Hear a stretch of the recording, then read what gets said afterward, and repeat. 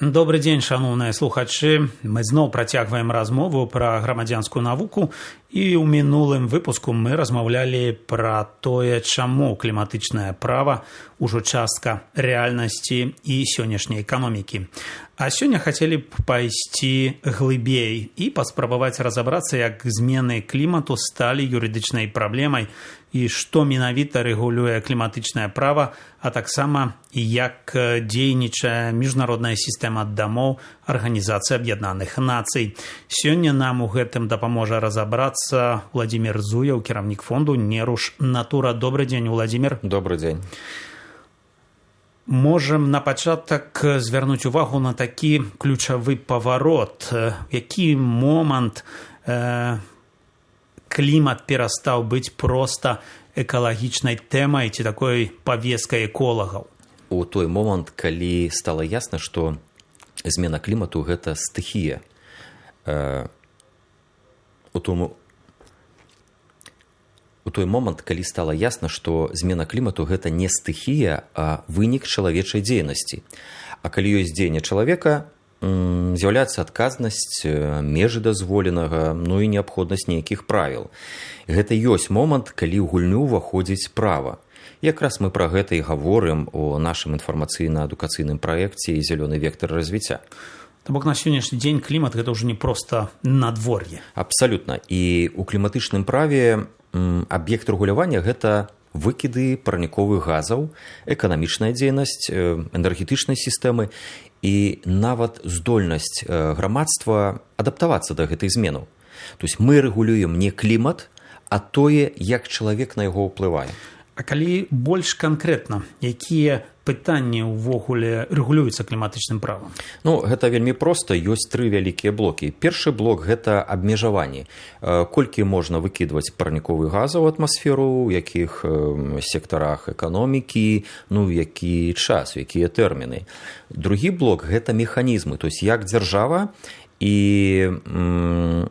кампаніі павінны гэта лічыць, кантраляваць і справаздачыцца. І трэці блок – гэта пра адаптацыю. Што рабіць з наступствамі змены клімату, якія ўжо непазбежныя. І якія тут новыя рэчы? Ну, напрыклад, кліматычныя рызыкі, вугляродныя адзінкі, кліматычная ўстойлівасць, права на бяспечнае асяроддзе ў кантэксце клімату. Гэта новыя тэрміны, якія ўжо часцей выкарыстоўваюцца нават на ўзроўні бізнес-структур. І гэта сведчыць аб тым, што ўжо мы маем справу не з нейкім дадаткам да экалагічнага права або навогуле прававой сістэмы, а з асобнай логікай рэгулявання дзейнасці. То бок можна сказаць, што кліматычнае права – гэта ўжо асобная галіна юрыспрудэнцыі? Ну, адзінага адказу няма, таму што хтосьці лічыць гэта комплекснай галіной, хтосьці часткай экалагічнага права, хтосьці нават міжгаліновым інструментам кіравання. Але практычна важна іншае, што кліматычнае права пранікае у фінансавыя адносіны, энергетычнае права, сістэму падаткаў і нават у кантакты паміж дзяржавамі. То бок тут мы ўжо бачым шмат розных узроўняў, так? Так, і міжнародны, рэгіянальны і нацыянальны. І без разумення міжнароднага ўзроўню немагчыма нават зразумець, чаму з'яўляюцца новыя патрабаванні ўнутры краіны. Напрыклад, той жа самай Польшчы ці Беларусь. Ну, а як вы тады можаце патлумачыць, можа, больш распавядзіце крыху пра гэты міжнародны вось гэты ўзровень, як гэта сістэма міжнародных дамоваў сфармавалася?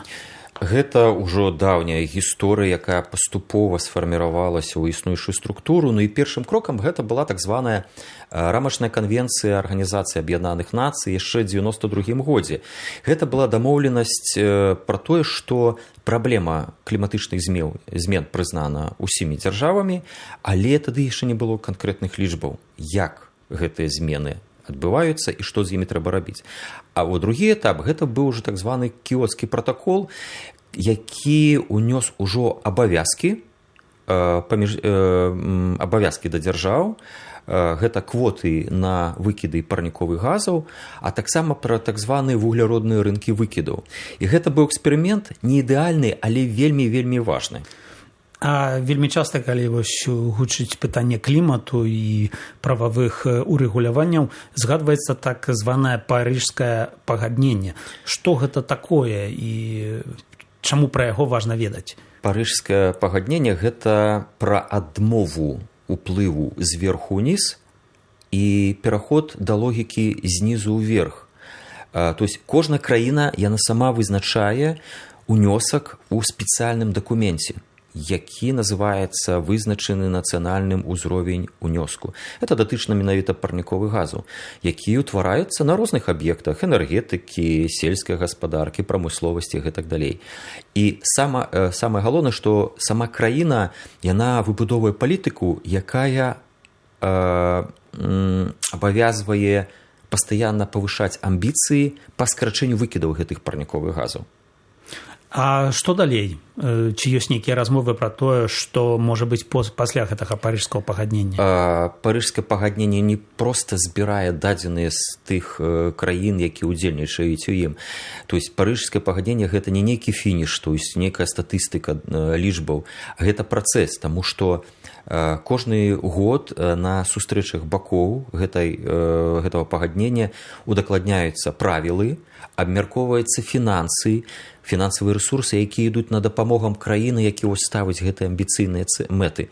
І узгадняюцца механізмы празрыстасці, таму што вельмі важна, прырода не мае межаў, адміністрацыйных межаў, і змены або выкіды парніковых газаў адной краіны, яны ўплываюць на клімат не толькі ў гэтай краіне. Ну, вось, дарэчы, я якраз хацеў запытацца, бо на дадзены момант ёсць такая сітуацыя, што адныя краіны ставяць сабе больш важныя задачы, больш амбіцыйныя мэты, а іншыя не. І тут вось роўнасць. Скажам, нават мы цяпер чуем шмат крытыкі ўнутры Еўрапейскага Саюза, што вось задалёка мэты пастаўленыя, і тады, калі няма падобнага стаўлення ў іншых краінах, то, скажам, эканамічна Еўрасаюз пачынае прайграваць, бо інвестуе шмат у чыстую эканоміку, а яна шмат каштуе, тады як той, хто не інвестуе, мае магчымасці, напрыклад, дэмпінгаваць і выбіваць цябе нават са свайго рынка. То вось тут такі элемент, як вы яго бачыце? Ну вось мы ў мінулым падкасці якраз і размаўлялі пра так званыя вугляродныя сертыфікаты, якія павінны прымусіць усіх вырабнікоў прадукцыі, тэхналогіі вырабы, якіх звязаны з выкідамі парніковых газаў, адаптаваць сваю тэхналогію, каб гэтых выкідаў было менш, інакш іх прадукцыя стане неканкурэнтназдольнай. У тым жа самым Еўрапейскім Саюзе, які займае велізарную эканамічную прастору. І нават калі мы гаворым пра Злучаныя Штаты Амерыкі, якія зараз вельмі так хіпка адносяцца да гэтых кліматычных пагадненняў, гэта не зусім так, таму што кліматычнае заканадаўства, напрыклад, у США часам вызначаецца на ўзроўні штатаў. І той жа штат Каліфорнія, яго зусім іншыя стандарты, падыходы да гэтага рэгулявання, чым на федэральным узроўні. Вось вы згадалі гэта слова адаптацыя. Раней казалі больш пра скарачэнне выкідаў, цяпер адаптацыі. Чаму? Што здарылася?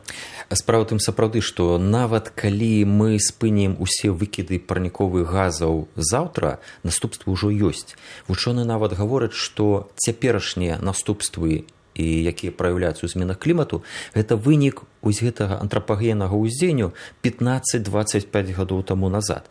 Так што, наступствы ўжо ёсць, яны праяўляюцца. Гэта паводкі, спёка, дэфіцыт вады, і кліматычнае права, яно павінна якраз адказаць, як абараніць людзей, інфраструктуру і эканоміку, менавіта праз механізмы адаптацыі.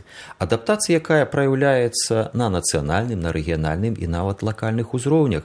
І гэта бачна па спецыяльна створаных праграмах адаптацыі, якія ёсць, прыклад, у гарадах Польшчы, і была нават спроба праз пагадненне мэраў па клімату і энергіі у шмат якіх беларускіх гарадах гэтыя праграмы адаптацыі укараніць. А скажыце, вось, ці ёсць нейкія такія, ініцыятывы нізавыя, грамадзянскія, так, па тым, каб вось гэтыя змены ўвогуле, адаптацыю да кліматычнага права неяк паспрыяць, каб людзі больш разумелі? Так, нават малыя крокі, яны аб'ядноўваюцца вялікі механізм, які спрыяе устойлівасці тых жа самых гарадоў. Гэта могуць быць і большая плошча зялёных насаджэнняў, гэта ж тыя ж самыя зялёныя дахі, гэта новыя ідэі ў развіцці блакітна-зялёнай інфраструктуры, якія робяць, па-першае, і больш устойлівымі гарады, і, па-другое, больш бяспечным гарадское жыццё.